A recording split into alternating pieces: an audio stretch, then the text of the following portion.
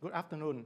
On behalf of Ho Chi Minh Security Company, I'm delighted to welcome you to today's webinar, IMF Update on Vietnam, Macro and Financial Assessment and the Outlook. This is the second time we have partnered with IMF to share exclusive insight to our institutional clients.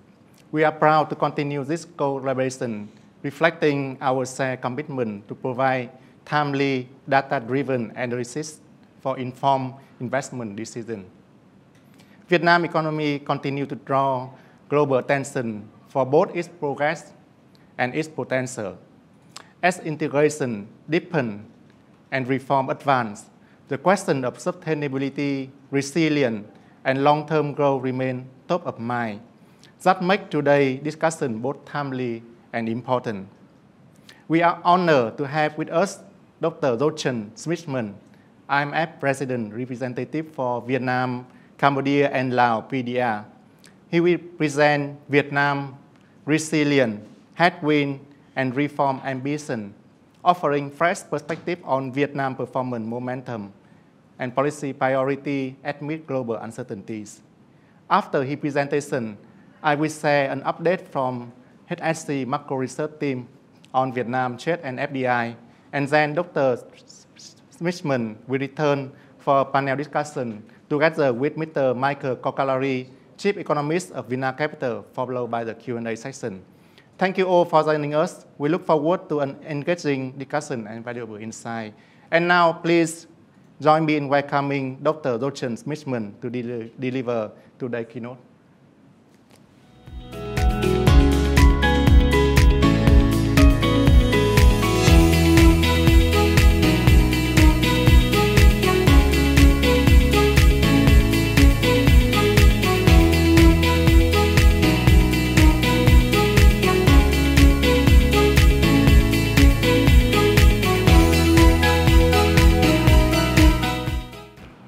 Good afternoon.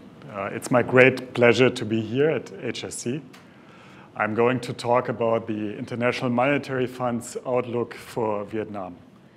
We just this week published our annual report based on the consultations with the government of Vietnam as well as the private sector. And these consultations took place in the summer. You can find the latest IMF's report on our website, or if you simply type in Vietnam Article 4 2025, you will see the link to the report in Google. Let me now turn to my presentation. I moved to Vietnam 2 years ago, and this was my second interaction with the economy. I worked on Vietnam more than a decade ago, and I think it's fair to say that what we've seen in terms of reforms in the last year, this might be as much as has happened in the previous decade. So this is a very exciting time to talk about Vietnam's economy and what is ahead for the country, for its people, as well as for investors.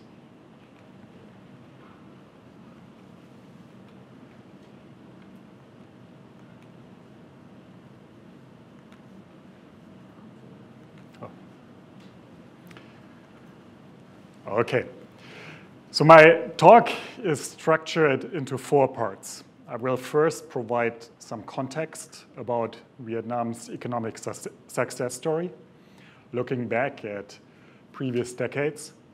I will then turn to recent developments, with the themes being the resilience of the economy and the reforms that the government has initiated. Thirdly, I will talk about how we see the outlook amid great ambition, but increasing headwinds to Vietnam's growth model. And then I will conclude my presentation with how we see policies. Vietnam has experienced great success in previous decades. Over the last 20 years, growth has averaged 6.5%. Over the last 3 decades, we even have a higher number at 6.8%. That places Vietnam firmly among the top performing economies worldwide over that time period. With fast economic growth, came convergence to global emerging market averages and also convergence with high-income countries. Economic growth has translated to better social outcomes. We, for example, have seen a very impressive drop in the poverty ratio from around 70% in the year 2000 to less than 5% now. As I'm sure many of you are aware, Vietnam's growth model has been built on integration into the global economy. Vietnam is a very open economy. It is trading with many partners globally. Trade to GDP is extremely high. And Vietnam has been very open to foreign direct investment. In fact, over recent decades, FDI consistently has averaged between 4% and 6% of GDP. Along with Vietnam's impressive growth, the country really has transformed its economic structure as well as its export basket. When we go back to the year 2000, Vietnam was still heavily reliant on exports of commodities, and even oil was one of the major exports from Vietnam. There was already some significant light manufacturing, especially in the apparel and footwear sectors. But now let's fast forward to the present, and you'll see that half of Vietnam's exports are in the category of electronic machinery and electronics. So that shows you that there is a tremendous transformation of the industrial structure over the last 25 years. Now this slide puts the very strong performance a little bit into perspective. On this slide, you can see that compared to the very fast growth period of some of Asia's top performers, that Vietnam's performance stacks up very nicely at 6.8% over the last 30 years.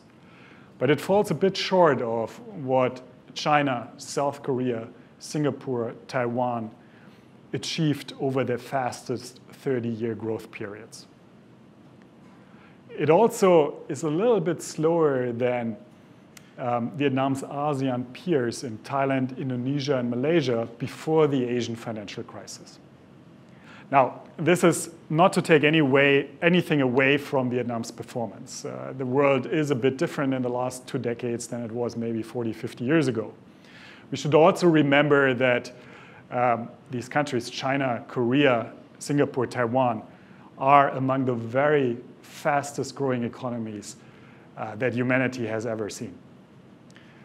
But still, I think an important takeaway from this slide is that for Vietnam to achieve its ambitions of reaching perhaps high income by somewhere around 2045 would require a boost to growth. With that, let me move to the second part of my presentation, where I take a look at recent developments and the resilience of the economy. The first half of 2025 has been very strong, with growth at 7.5%. That's the strongest first half since 2011. We, a few days ago, got third quarter data as well at 8.2%, putting the first 3 quarters at 7.8% growth. This economic growth has been driven by fairly diverse factors. We have seen continued strength in the export-oriented manufacturing sector. Despite tariffs, exports have not really skipped a beat so far. Foreign direct investment as well has continued to remain very strong. We have seen a slow but consistent recovery over recent years in domestic demand indicators. For example, retail sales are approaching levels in terms of growth that we had seen before COVID. It admittedly has been a fairly slow recovery, partly because Vietnamese were drawing down their savings during COVID. But clearly, there is a lot of improvement. Tourism is another bright spot in the Vietnamese economy. Vietnam, among the Southeast Asian economies, had one of the fastest recoveries in its tourism sector. We also had some special effects in recent quarters related to government expenditure.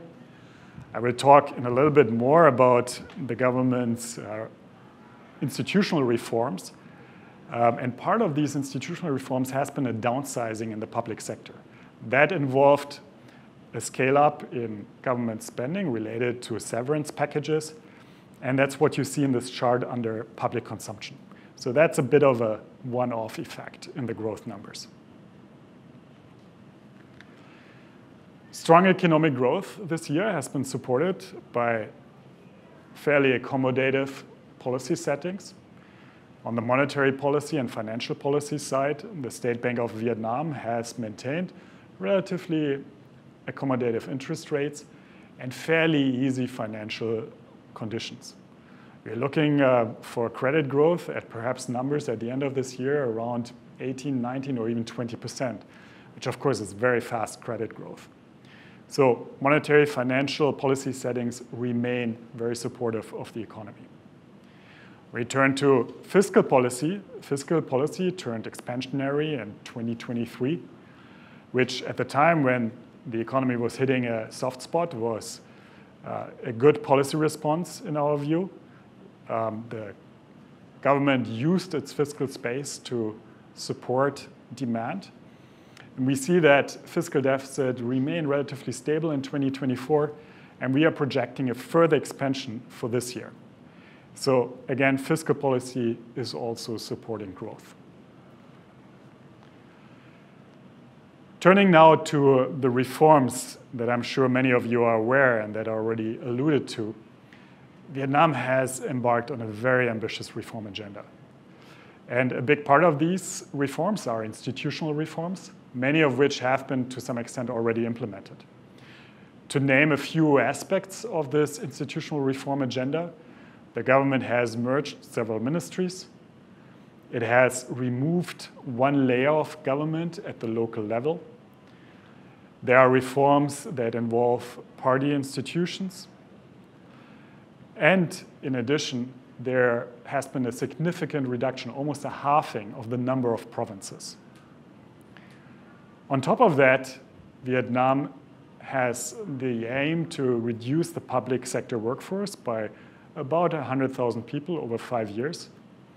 And our understanding is that quite a bit of this number has already been achieved this year, cushioned with support packages and severance packages from the government. I have to say, I find this, both the ambition of these reforms as well as the speed of execution, very impressive.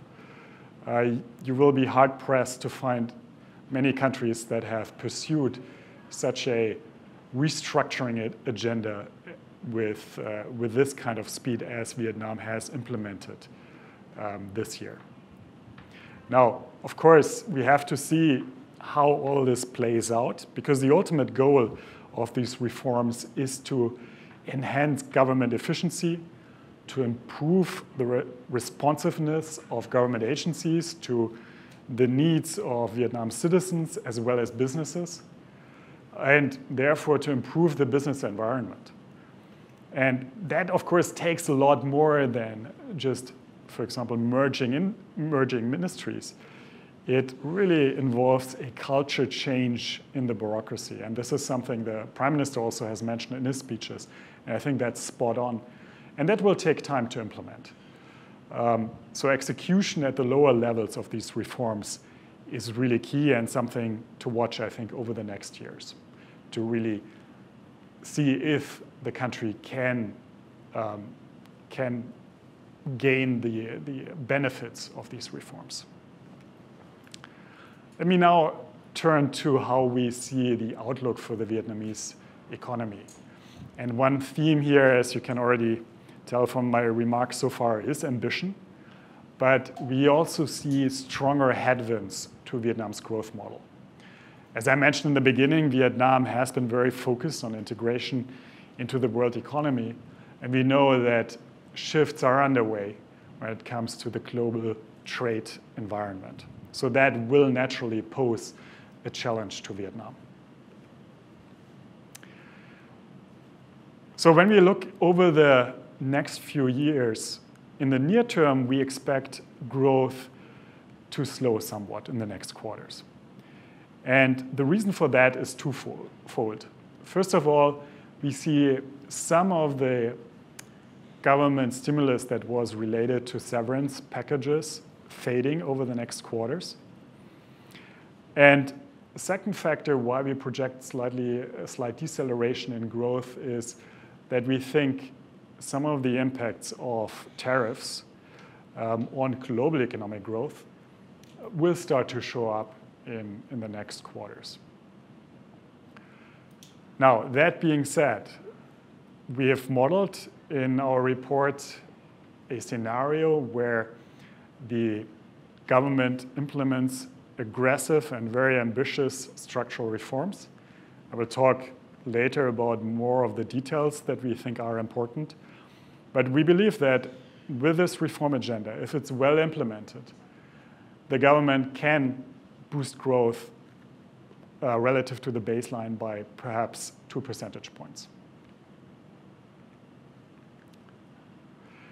Let me now say a few words about risks to the outlook. One stems simply from Vietnam's high dependence on global trade and its export dependence. In a sense, Vietnam there is a victim of its own success. I'm sure many of you are aware that Vietnam is running a big bilateral trade surplus with the United States, only surpassed by China and Mexico. That, of course, poses some risk. Also, the export sector, in terms of value-added contribution to GDP in Vietnam, is very important. Vietnam has a very large FDI sector as well as domestic export sector. So as we see changes in the global trade environment and landscape, there are challenges that Vietnam needs to navigate in this changing world. The second risk I would like to spend a minute or so to talk about is in the financial sector. Vietnam is an economy that is running on a lot of bank credit. The chart you can see on the left-hand side in red, this is Vietnam's credit to GDP ratio, which is approaching 140%. Compare that to the average of emerging markets, that is closer to 40%. And even when we look at the more extreme cases, the shaded area here is the 10th to 90th percentile. Vietnam is far above the 90th percentile for emerging markets. So an economy that has been very reliant on credit, on bank credit, and that continues to rely heavily on credit growth with, as I mentioned in the beginning, credit growth perhaps approaching 20% this year. Now, why do we care about this? Well, we know from cross-country studies, from experience, that very fast credit growth doesn't have to, but can potentially lead to asset quality issues down the road. I think that's very natural. If banks are pushing out credit very fast, lending standards might slip, credit might be allocated to less efficient purposes. So this is definitely an indicator we usually closely watch. On top of very high levels of credit and fast credit growth in Vietnam, we're also looking at a banking system that has relatively low capitalization ratios compared to other countries. The chart on the right-hand side shows the capital adequacy ratio in Vietnam compared to some of its peers in the Southeast Asia region. And you can see that Vietnamese banks run on the lowest capital ratios. The third risk I'd like to talk about is related to crypto. Now, this is it's a new area for us at the IMF. But why do I talk about it here? Crypto is big in Vietnam, and we think it is actually relevant to the macroeconomy. My colleagues in Washington have done some fantastic work looking at blockchain data, using machine learning and trying to figure out what the flows are in and out of Vietnam in the crypto space. And on many indicators, Vietnam is one of the most active crypto markets in the world. There are very large cross-border flows related to crypto. And this matters from a macroeconomic perspective because it might explain some of the unaccounted for capital outflows that we think are happening in the Vietnamese economy. Let's now turn to the long-term outlook. So how do we try to get an idea of what is the growth potential of the Vietnamese economy? As a first step, we know that countries, as they get richer, tend to grow slower. This is a pattern we see in every country. And here on the chart, you can see that pattern for some Asian economies. And we would expect the same thing to hold for Vietnam. This makes a lot of intuitive sense. Usually countries that are richer tend to have worse demographics, which is not helpful for growth. And also, intuitively, it's easier to find high NPV projects in poor economies. Think about a country that doesn't have a nice road to an industrial park. Building that road will have a good payoff. Whereas when a very advanced economy, such as Singapore, adds another road, the additional payoff might be more limited. So this is to say, it's much harder to grow fast when you're already a rich country. Now, given that pattern that is very consistent across countries, we would think that Vietnam's growth in the long term will slow down. A second factor we can look at when we think about the long term is demographics. And demographic indicators are very persistent. There's good forecastability, at least for a few decades out. And what does demographics for Vietnam tell us? Vietnam still has a very young population. The share of the working age population to total population in Vietnam is still close to its peak, but it has already peaked somewhere around 2012, 2013. Also, the growth rate of the working age population has been slowing. It's still positive, but just barely.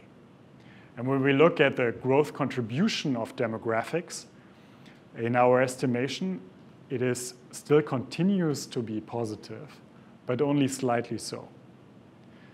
And when we compare the contribution to economic growth from demographics over the last 20 years to the next 10 years, the delta is very significantly negative. So while it's still positive, there's a lot less growth support simply coming from demographic developments than in the last 20 years. That means that just to keep the growth rate unchanged, Vietnam would have to replace some of this growth it is losing from demographics with other growth factors. Now, a simple macro framework to think about growth is to decompose growth into its components. And there we have capital, how much cement, steel, etc. is poured into the ground, how many buildings are built, how many factories, how much infrastructure. That's one element of growth. And we can, to some extent, measure that.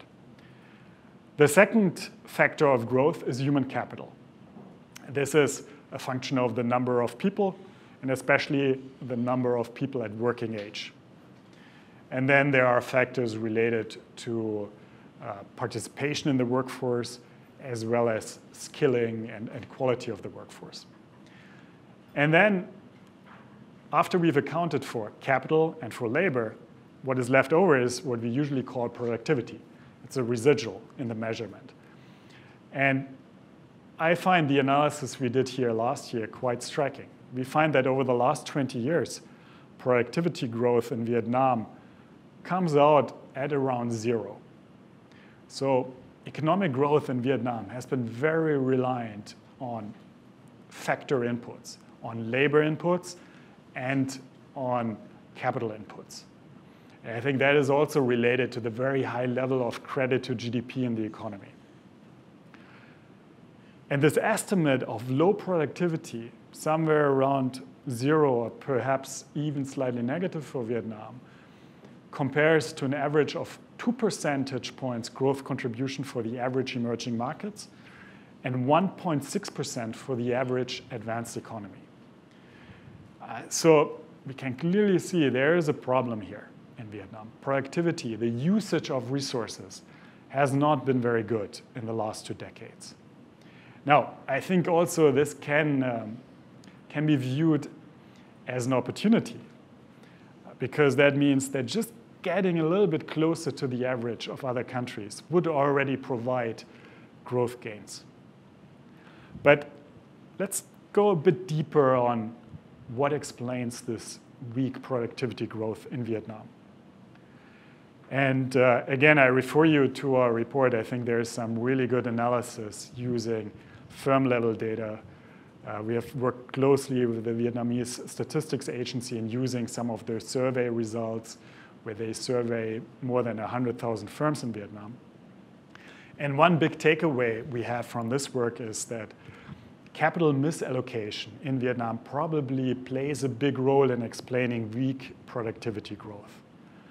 So what I mean with that is that financial markets in Vietnam don't do a good job in allocating capital to the highest payoff projects or to the most productive firms. There are distortions in the system that seem to inhibit this allocation of capital. And one way we can see that is that in Vietnam, there is an extraordinary dispersion of productivity at the firm level.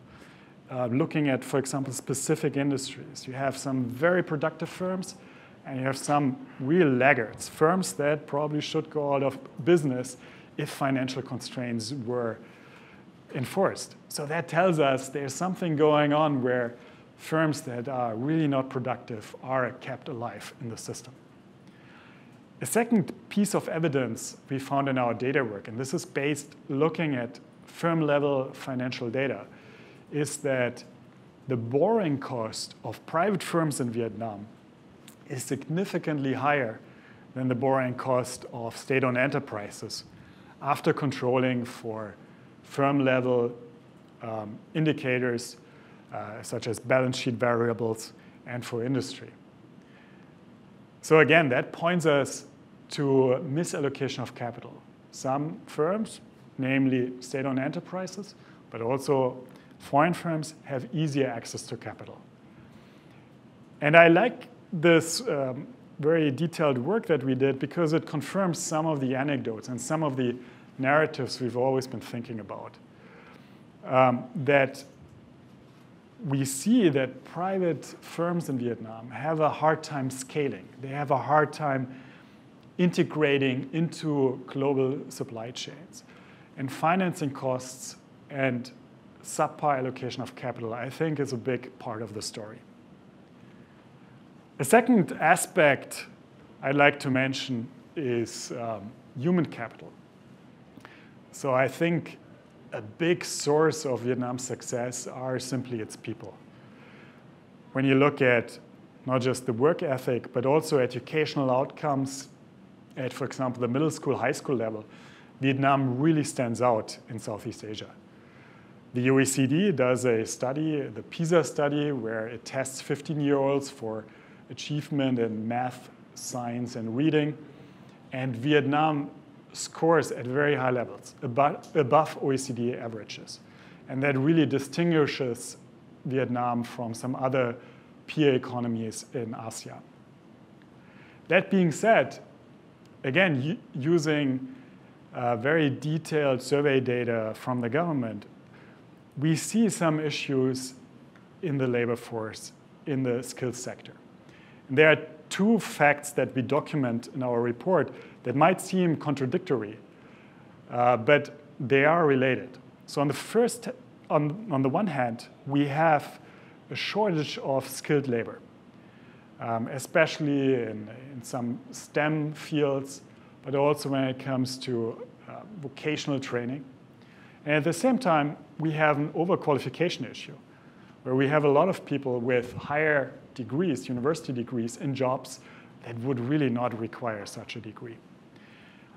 That points us to some issues in the education system that suggests skill mismatches.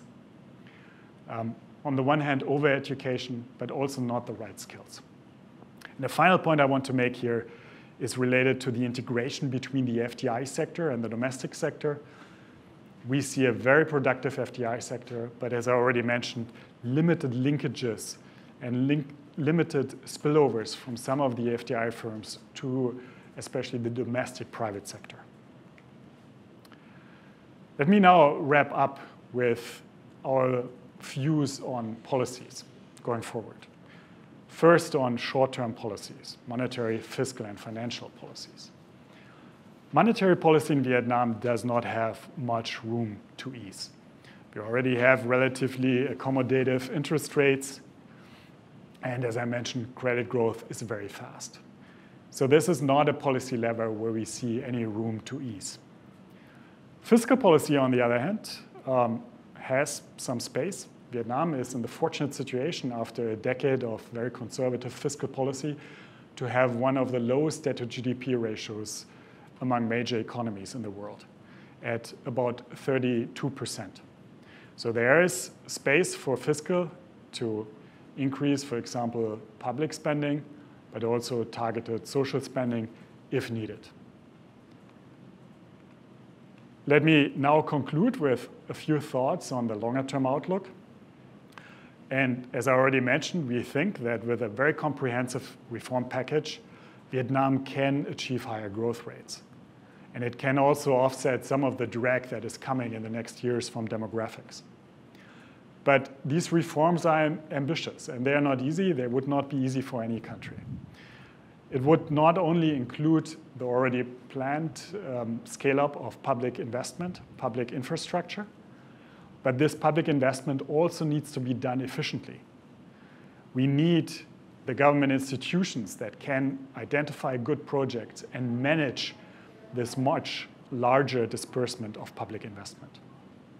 Another component where reforms would help are in the state-owned enterprise sector with further privatization efforts.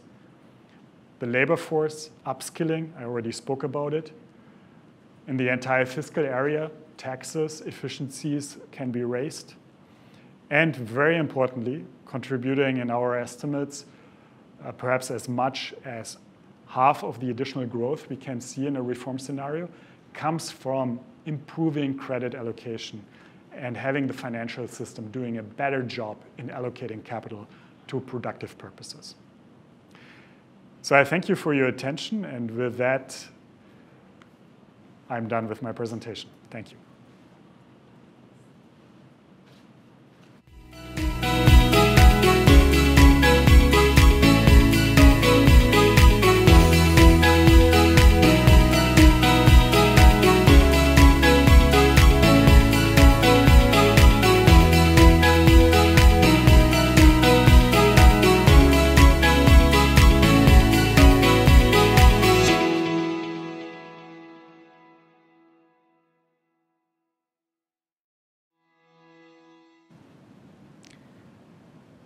Thank you, Dr. Schmittmann, for a very insightful presentation for the update on Vietnam economy, as well as some of the very good recommendations for the government for the economy. So let me talk about our talk on trade and FDI Vietnam outlook. We have the report titled Vietnam Trade and FDI Set to Weather Tariff Pressure. So in this presentation, first I want to talk about the current context of Vietnam trade activity.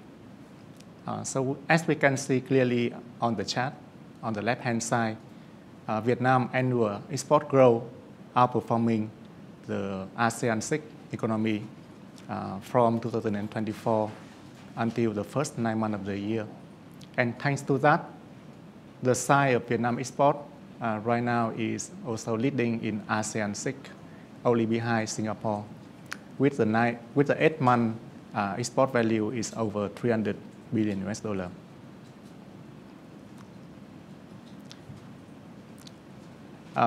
We expect that due to the impact of the reciprocal tariff, so the export and import next year will be impact heavily and decline to 5 to 5.5% respectively from our estimate for this year, 11 and 13% for export and import activity before regain momentum in the year 2027.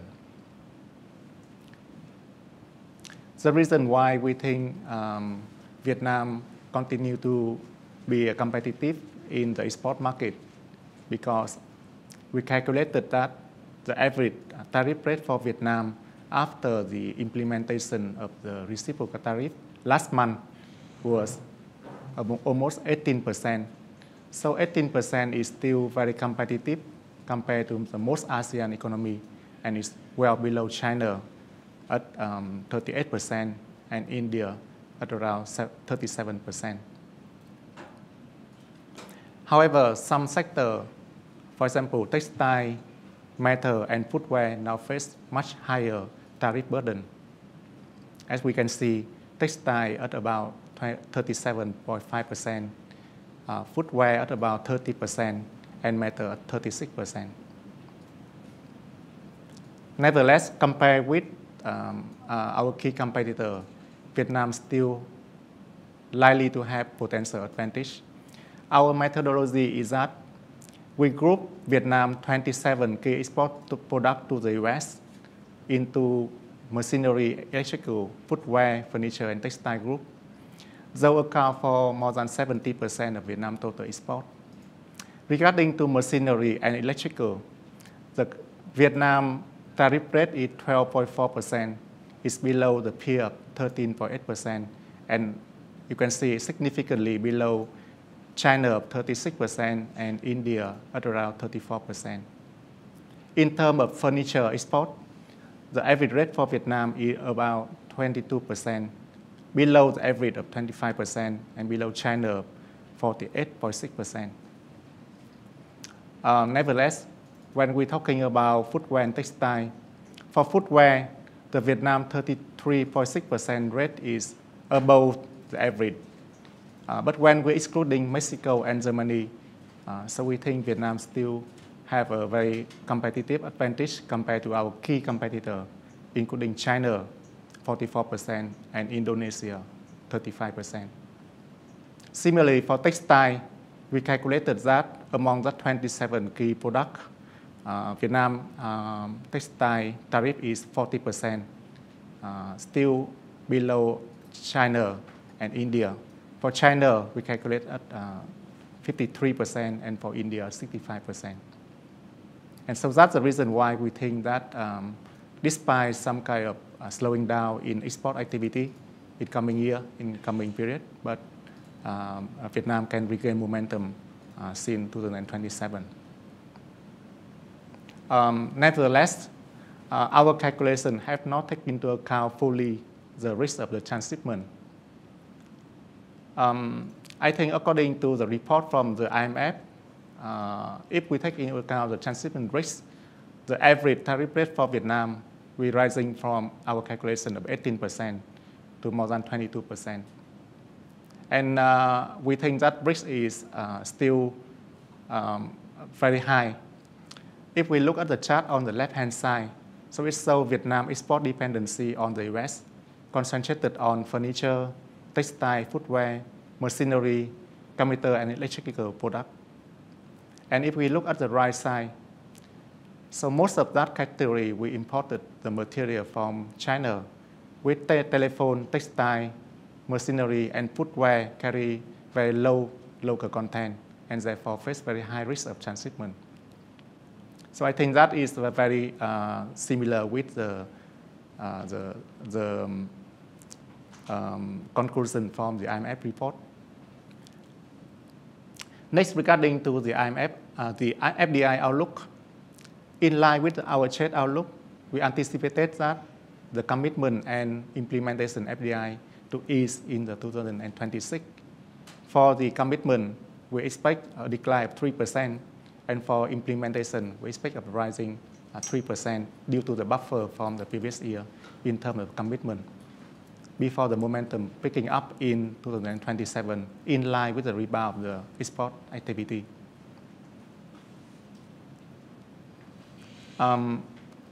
the reason why we have that kind of, still have confidence in the robust FDI implementation. If we look at the chart on the left-hand side, despite the risk of the tariff, but in the first 9 months of the year, FDI implementation still rising 8.5%, and at the same time, commitment rising 15.2%. It is one of the highest pace so far in the last 5 years. And when we look closer at the breakdown of the commitment, we focus on the newly commitment FDI. As we can see on the chart on the right-hand side, there's clearly an improvement trend in the new FDI commitment, reflecting greater investor optimism as the tariff outlook becomes clearer.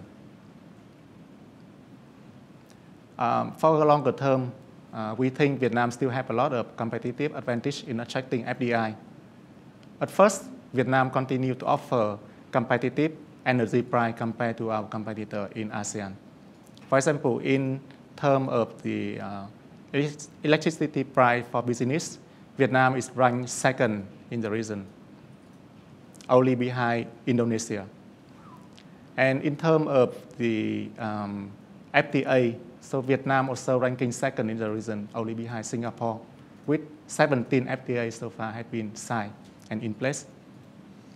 Nevertheless, we see the risk. Firstly is Vietnam has not yet fully utilized the opportunity from the FTA.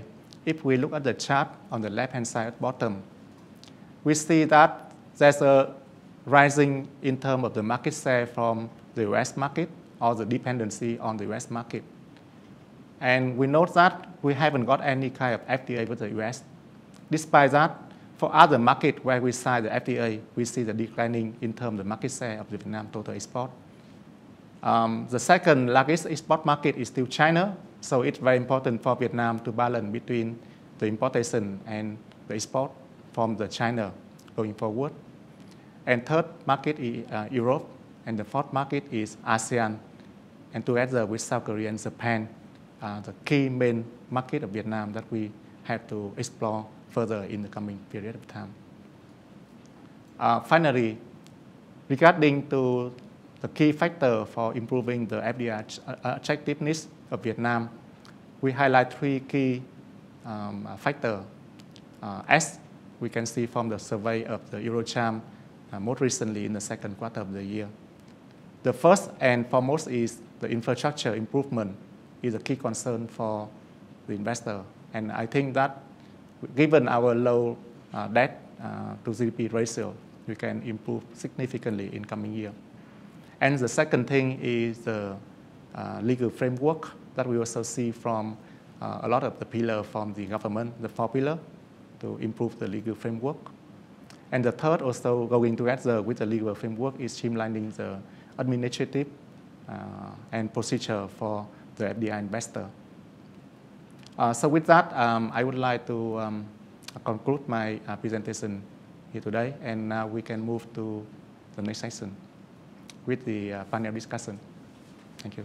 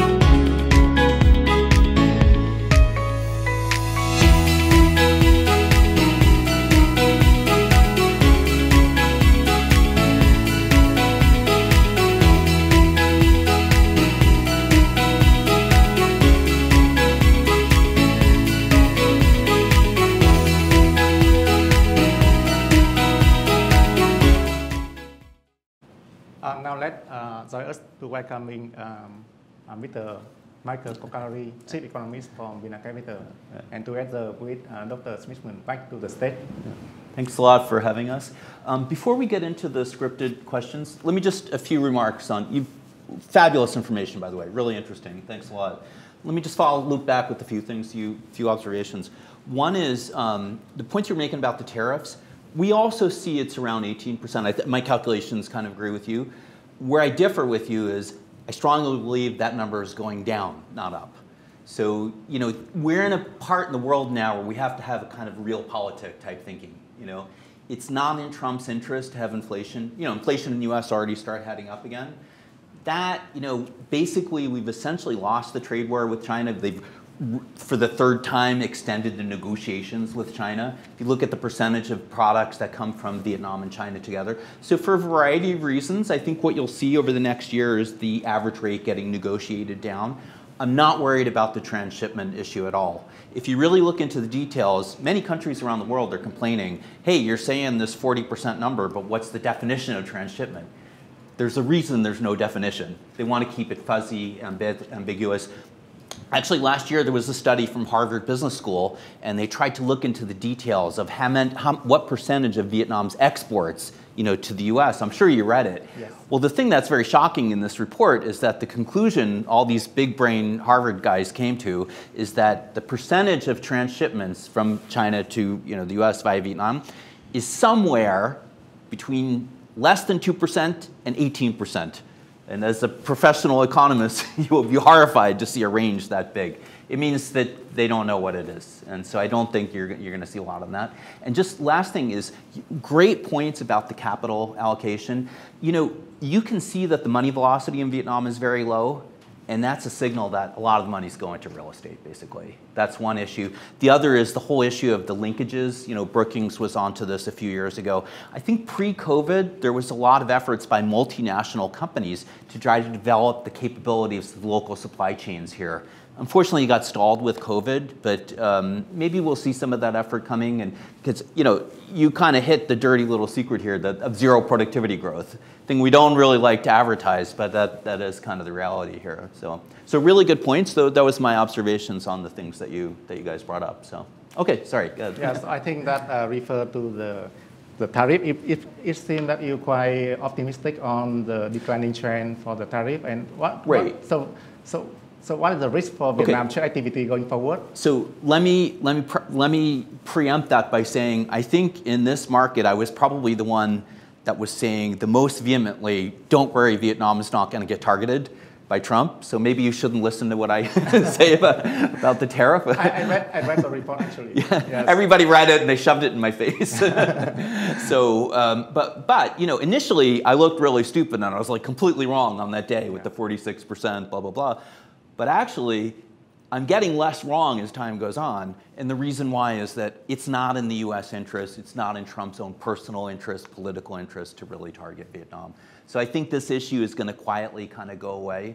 And the other thing, this is a very non-consensus view, is that the outlook for the U.S. economy next year is actually much better than most people believe. There's some things that happen in the new tax code where now when you do CapEx in the U.S., you can write it off against your taxes in 1 year.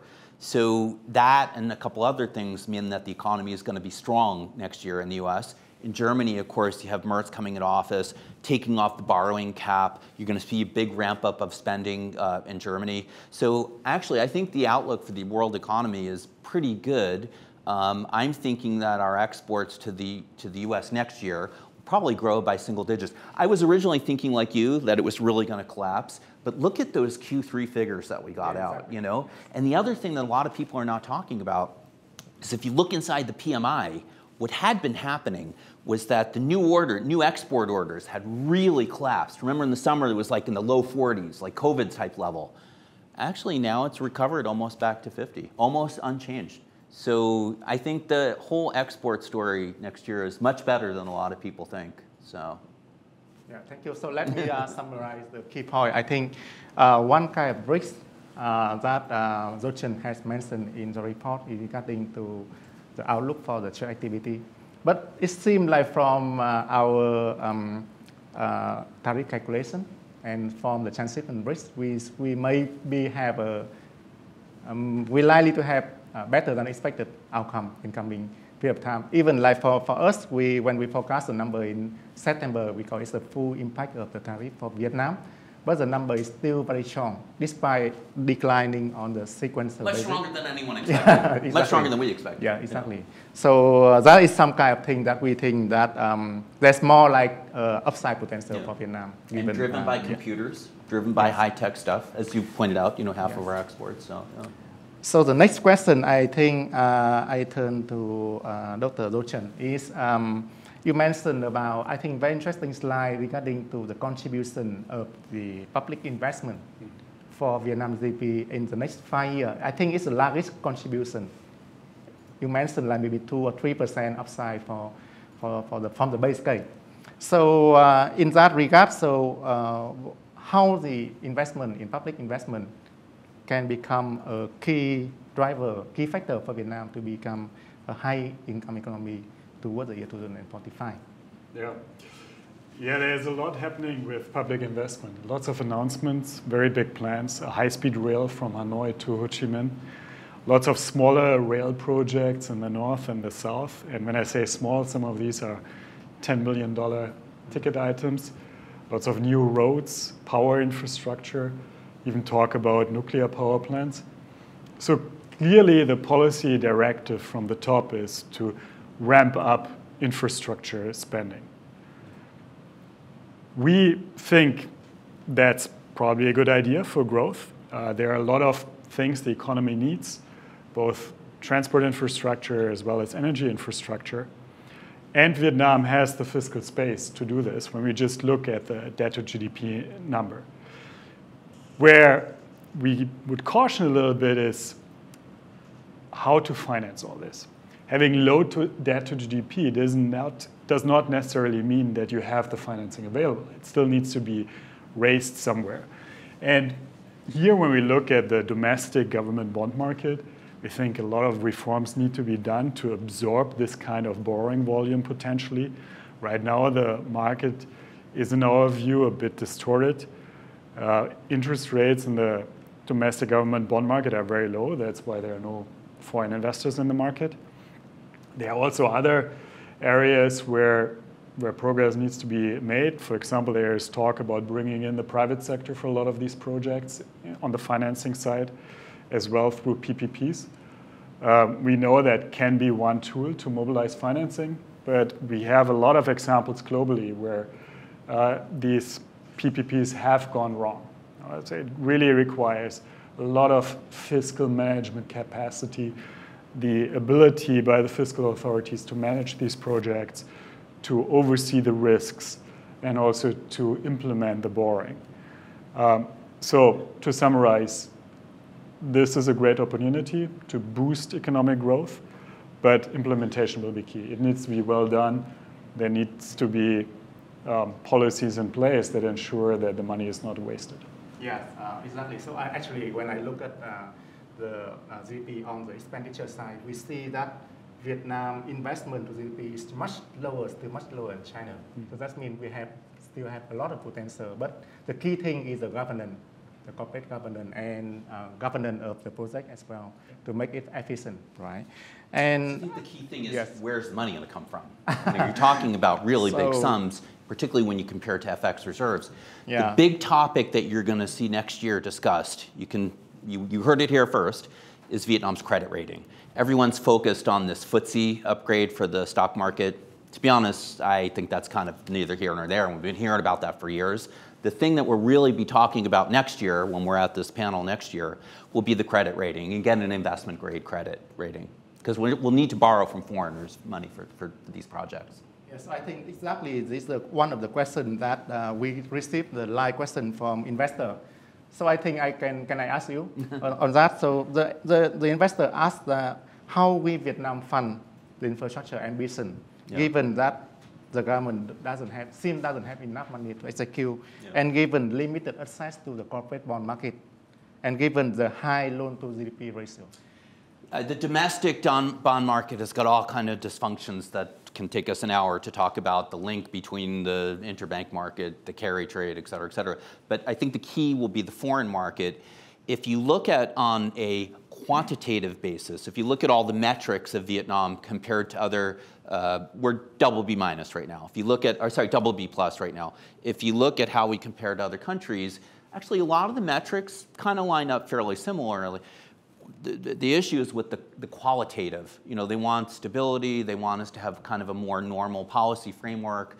In the past, the IMF, I think this was before you came probably, but they were giving advice to the government here. You know, they basically have 3 policy rates in Vietnam, which is like absurdly complicated. I think in the past, the IMF was giving the advice to the State Bank of Vietnam, hey, why don't you just target the interbank market and get it in a corridor, kind of similar like they do in the US. So I think the key will be reforms with the help of people like the IMF to make the financial system here kind of function in a more orthodox way, that we can get that upgrade to a credit, get the upgrade in the credit rating to investment grade, and then you'll see foreigners willing to invest, you know, buy our bonds that we can use to finance these projects. I think that will be the big topic next year. Yes. I can just add, fully agree. I think upgrading policy frameworks is something we've been talking about for a long time, especially on monetary policy. I would also add data and transparency. Yes, yes. And that's a very dry topic, but a lot of macroeconomic data is not necessarily up to standard here. And I know the rating agencies make a qualitative adjuster based on lack of visibility. Yeah. And that also applies to the financial sector with a very high credit growth rating. So it needs to be better data and also better corporate governance, better transparency, disclosures. But let me add one thing, since you brought up the topic and since you mentioned about China, is something we get asked a lot about is these really high numbers that you see. I mean, people will ask, like, is this real?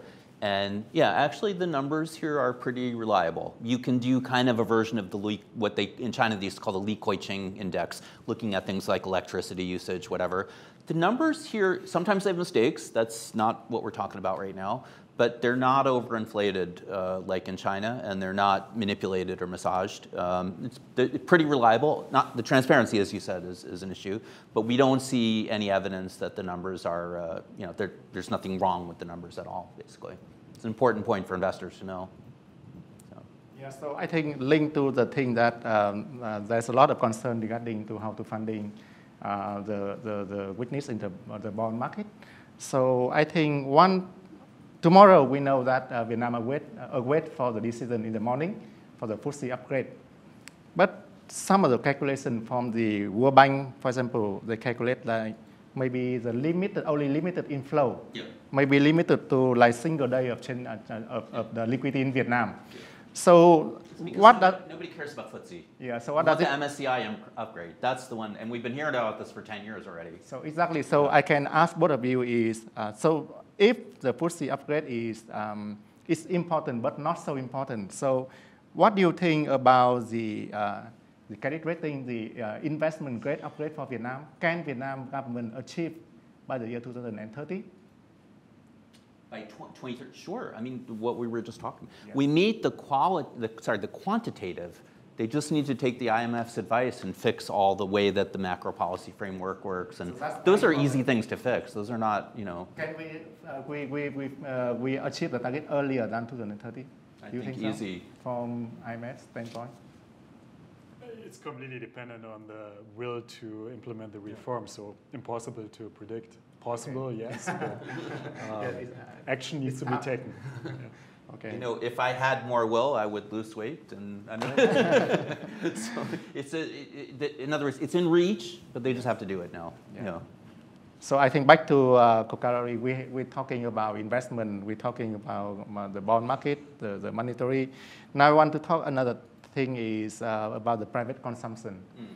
From my study, we see that the private consumption in the real term declined from 58% GDP before COVID-19 to just 55% last year. Yeah. And at the same time, on the supply side, the retail sales dropped from 63% to 56%. Despite there's a lot of the government policy measurement like VAT tax cut, proposed the PIT revision and so on, it's still very, I think, lower than expected. So from the view, what policy the government can do to help to boosting the private consumption? Yeah, so VAT cut and stuff I think is too small to move the needle. Actually, I think you really nailed it in your presentation. The issue is that people depleted their savings during COVID. This is the thing. And normally, we would think that the savings rate in Vietnam is probably around 25% or so pre-COVID. Do some back of the envelope calculations. People have probably been saving at about a 10 percentage point higher savings rate than they were pre-COVID. If you look at an elevated savings rate, we've had a couple years go by right now. I'm very optimistic about the GDP next year. One of the reasons why is that consumer sentiment started improving from around the middle of last year. It kind of gradually improved until the beginning of this year, until Q1. And then it's just been flat. The sentiment and consumption has been flat all year. But I think if you look at the point that you raised, that they depleted their savings, now the savings is not fully rebuilt, but it's kind of getting back up to an optimism, real estate, wealth effect, stock market up 30%. I actually think next year will be kind of back to normal level for consumption. Right now, like real retail sales is growing around 7% a year, but actually a lot of that is boosted by tourism. You strip out tourists, it's probably only around 5% growth right now, and that's the type of revenue growth that we see in a lot of consumer companies as well. But I think next year, the combination of things coming together, we'll see resumption to something like 8% growth, just by itself, not with any policy things. Thank you. So I think now we turn to one question from the audience for Dr. Jochen. We mentioned about the government view of 8% this year and 2-digit growth for the next 5 years. So what IMF see the challenge for Vietnam to achieve that kind of growth? Even I think you mentioned in the report, but maybe the client want to hear more. Let me maybe add just a little bit more. So this year, with the first 3 quarters, we are at 7.8%. So 8% is within reach. I think the government target of 8.3 to 8.5, it will be a bit of a stretch for the last quarter, but clearly a very strong year. Now, when we look at the following year and more the medium term, double-digit would be very difficult. And I showed you that chart, economies that actually managed to grow very fast, fastest in the world. I think only China had 30 years where they managed to grow double-digit, and there might be measurement issues there as well. Right, so I like the ambition. I think it's great to generate this reform momentum and getting things done. Would I take it literally that Vietnam can sustainably grow 10%? I think that's not realistic. And the key word here is sustainably. You can always push up growth in the short term by just pushing out fiscal stimulus, having credit growth go gangbusters. That's possible, but that's not sustainable. So a much better approach would be focus on the difficult reforms, continue on that, raise productivity, and sustainably grow at very good rates, and avoid any major slowdowns along the way. Because when we look at history, a lot of economies have managed to grow fast for a few years. But then when you have a crisis coming up, that really eliminates all the progress. So I would argue more for a risk management approach, be ambitious, but do it the right way. I think exactly is one what I very concur with you regarding to the sustainability. That is important than the fast growth. And regarding to that, we think that there's a risk regarding to the FX, right? The balance payment. I think that I received one question from client, and also linking to the current thing in Vietnam is the government trying to develop the crypto market. So from the point of view, so how the Vietnam government forming the regulated crypto market can help Vietnam to improving the aerodynamism in the balance payment, as I think you mentioned in the report. Yeah, that's a great point, and I think it also links to the country's ability to finance some of the big ticket items going forward. Yes. Because we have a very peculiar situation in Vietnam where we have a record trade surplus, yet the currency keeps depreciating, and there's pressure on the currency. So what's going on? It's what you were saying, errors and omissions. That's the entry in the BOP that is basically we don't really know what's going on. Can be measurement issues, maybe trade is not measured correctly, maybe FDI is not measured correctly, or maybe capital is flowing out of the country and it's not fully accounted for. And that's where this crypto work we did came in, is we think crypto contributes probably significantly to these capital outflows. So for Vietnam now, taking crypto serious in the sense of not just ignoring it, but starting to regulate it is a good start, but much more needs to be done. There needs to be some data collection, some monitoring of these very large flows that are happening in this space. Which we're not allowed to talk about. You're not allowed to talk about Dr. crypto? Long and I are envious of you because you get to talk about all these taboo. Let's see the data. Let's see the data. You work in the IMF, zero productivity, errors and emissions. Yeah. So I think linking to the crypto, I think the government also trying to develop the digital economy and some kind of encouraging for the technology innovation. I think it's also happening for the TFP equation in the negative right now for Vietnam in the last, I think, 20 years or something. So from Michael, what do you think about the AI adoption in Vietnam, and how about the trend do you think going forward, and which sector can be beneficiary from that kind of trend, and how that impact to the labor of market? course, all the service industries benefit from more automation and AI, et cetera. But honestly, I don't think it's enough to sort of move the needle for productivity. It will be more the things we talked about before, capital allocation, spillover from the FDIs. That having been said, I think we are going to have a really big AI industry here. So where we develop things that we then essentially export, sell to the US. I myself studied computer science at Stanford, and I can tell you that in our little Stanford Vietnam group here, there's a lot going on in AI specifically. If you're not geeky and you're not in the field, you may not know that in the world right now, the #1 AI book is called AI Engineering. It's written by a Vietnamese woman, Chip Nguyen, who is from the countryside here, got a scholarship, studied at Stanford, you know, blah, blah, blah, the rest is history type thing. I believe that the engineers here have a very interesting, unique, when I first came to Vietnam, I taught in the National University in the mathematics department. And I think what you have here is a very interesting mix. You know, when you say STEM, that's kind of lumps in a bunch of things together. What you have here is a very interesting mix of strong mathematical ability and also what I would call algorithmic ability. You know, like in Russia and France, they're very, very strong in mathematics, but there's not really that much AI stuff coming out of there because you need a mixture of these skills. And here, and also in China, I think these are some countries in the world that are very good at this. So I think about it less impacting, you know, for GDP growth here, and just that it's going to be a big industry with a lot of investment and opportunities, a lot of VC venture capital investment opportunities in that field here. So. Yeah. Thank you. So I think back to the growth question. So I received one investor question is, so you mentioned that it's important to be sustainable growth. So from IMF, I think you mentioned in the slide as well, what exactly the sustainable growth rate for Vietnam, you think? Not 10%, but really, obviously, right? By the way, another question we're not allowed to answer, so thank you. Thank you for being here today. That is the question from investor. Yeah. So I don't think it's helpful to pin down a specific number. It's going to be a range in any case, and it's dependent on reforms. So potential growth depends on what kind of reforms the government implements.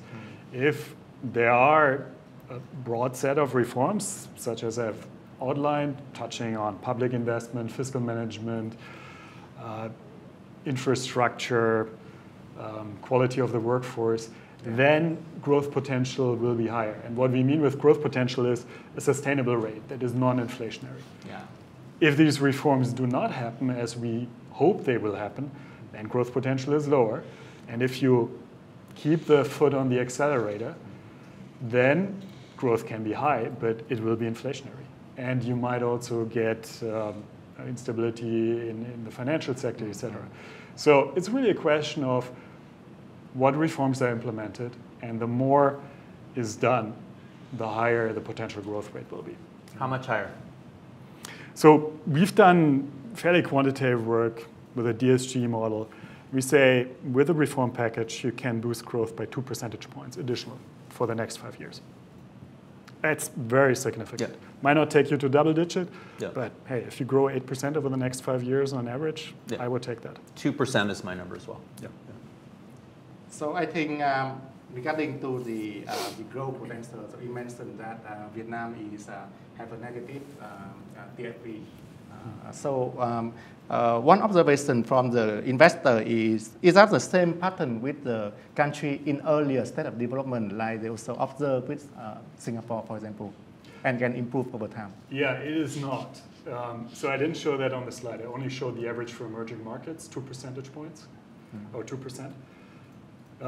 The low-income country number is below 2%, but I forgot the exact number, but more than 1%. Yeah. So Vietnam is a real outlier here. These countries did not have a tidal wave of FDI, which is kind of a double-edged sword. On the one hand, it's fabulous, to support the economy, but it's allowed us to kind of get away with not addressing some of these issues that we should have been addressed, 10 years ago or something. The other thing I'm sure you look at too is that the I-Core is much higher than these other countries. So, I think so. We can have 2 more questions from audience. We have a lot of questions, but I will just select 2 more important questions. First one, now we're talking about risk. We're talking about the upside potential. Now we're talking about risk. The first thing is we see that the credit growth is mentioned to GDP is now very high, 140%. Do you think that is some kind of the overheating for Vietnam?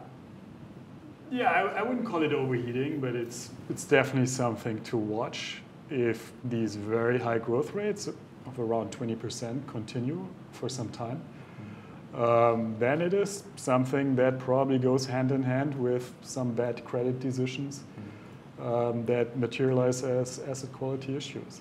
So I wouldn't call it overheating, but it's probably good to grow a bit slower and more sustainable and more focus on quality and less on quantity. Yeah. And given the central bank, they will remove the credit quota next year, so is this helpful for the bank to decide on their own? Yeah, I think that's a positive. We've been arguing for that for a long time because what happened in practice is they were treated almost as targets, not as ceilings. Yeah. So much better to let banks make their commercial lending decisions and then enforce discipline through monetary policy as well as prudential policies. So the idea before was when people looked at how stable the GDP growth numbers were here, sometimes they were suspicious, but basically what they were doing before was kind of dialing up, dialing down the credit growth cap to achieve sort of stability. So I agree with you, it's better to have it more open, but the credit intensity is the other, and it gets back to all of your efficiency issues. When you need more than 1.5x of credit growth to get your GDP growth, there's some inefficiency there. Yeah. My big concern is about the currency, irrespective of your issues about the good points you made about there as emissions. I think that with the degree that they're stepping on the gas pedal, it's good for the economy, for growth, for the stock market. The release valve will probably be the currency. In the past, we saw they were resilient to let the currency depreciate by more than, call it around 3% year to date. You see this time when they got to the 3% year to date level, they came out with these cancelable FX forwards, which is like kind of an invention here. I do think that we'll see something like 4 to 5% depreciation in the currency this year, probably similar next year. On the other hand, the economy will do well, the stock market will go up a lot, so you won't care, about losing a little bit, but that's one thing to keep an eye on. So. Yes, I think exactly regarding to that, I also have the big concern is on the currency. So I read the report, IMF report, and I see the number of the FX reserve right now is just about 2 months of importation. That's equivalent to about $80 billion. Although the government would say, if you look at FX reserves, stripping out imports for FDI companies, it's 6 months. That would be their answer. What is the view how Vietnamese government, central bank can build up the FX reserve from now going forward? Given that the central bank in the US, they start cutting more rate? Yeah, so I think to phrase the question differently is, what is explaining these outflows? Because if you have a trade surplus, you have lots of FDI coming in, there are outflows somewhere happening. Yes. OBRs and emissions. How can the central bank? How can that be fixed? So first, I think getting a handle on what's really going on, and that means difficult work on improving statistics, on data, on monitoring flows in the crypto space, for example. Yeah. That's number one. Number two is Vietnam has fairly low interest rates. Yeah. So interest rate differentials are partly a driver. With now it's not the case, but the interbank rate at times over the last year it dropped to 0%. So of course with high US rates, that encourages outflows. The government bond interest rate 3.5% on a 10-year. So fairly low domestic interest rates. The interest rate differential plays a role.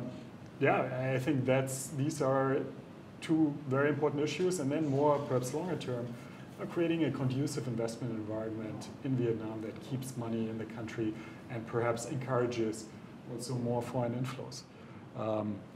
You know that much better than I do. The money is only going into the equity market. We don't have inflows into the bond market, et cetera. So developing financial markets, I think, is important. Or money that's here already. There's probably something like 25% of GDP, gold, dollars, et cetera, in the country, but get it into the formal financial system, basically. Yeah. So create the investor expectation to keep money in Vietnam. Yeah. I think that's a great point. The investment opportunity set for Vietnamese residents is limited. Right? There's real estate, there's the volatile equity market. Yeah. It's much more could be done in terms of savings products, etc., investment funds. Thank you. So I think with that, I would like to conclude our webinar today. And thank you all investors for joining us. And wish you all health and success. And looking forward to the our next event. Thank you.